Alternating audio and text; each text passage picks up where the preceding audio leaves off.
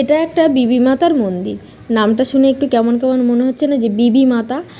এখানে কীরকম বলো তো, মুসলমান এবং হিন্দুদের দু রকমেরই ঠাকুর এখানে রাখা হয় এবং একসঙ্গেই পুজো দেওয়া হয়। মুসলিম হিন্দু দুজনে মিলেই এইখানে আর কি প্রত্যেক দিনের যেটা সন্ধ্যাভোগ সব কিছুই এরকমভাবেই হয়। তো এই হলো এটার একটা বৈশিষ্ট্য। আর খুবই জাগ্রত একটা মন্দির। আর এই মন্দিরের মানে পূজা উপলক্ষে একটা বিশাল মেলারও আয়োজন হয়। তো সেই মেলাতে আমরা এসেছি, তার আগে একটু ঠাকুর প্রণামও করতে এসেছি।